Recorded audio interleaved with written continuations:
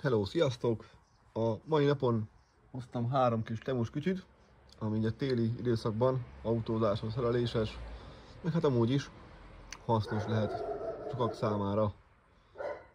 Közben a kutyák ugatnak, de meglátjuk aztán maximum. Elmondom még egyszer.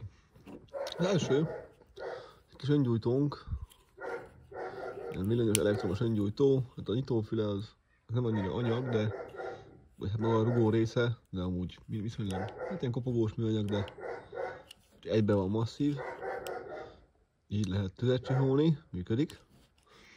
Az oldalán van egy, hát elég erős kis LED lámpa. Öngyújtó méret, bekapcsoló gomb, USB-C-s töltés, futómű cserélés közben vagyok, 3-as golf alatt.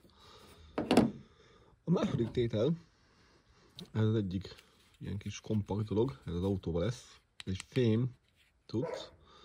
Itt egy LED, ott egy LED, van egy mágnes, de ezt hagyjuk, ez disznek van csak. Elég masszív lemez, övcsipesz, és kapcsoló, hát ez az orrán lévő lámpa, ez még így nappal is elég erős, van egy halványabb rész, oldalt is egy ilyen erős LED, gyengébb verzió, hát még ugye a kedvencem. Ez is USB-C-s, auxiliről majd később. No, még van egy ilyen, ez mágneses, tehát ez viszonylag elég erősen mágneses cucc. Kulcstartó, sörnyitó, fém, amin ez a keret, ez itt legalábbis fém. Egy LED, még egy LED, még egy LED. A különlegesség az, hogy ha megfogjuk és kinyitjuk, így az elég jó kis fénye van. 1-es, 2-es,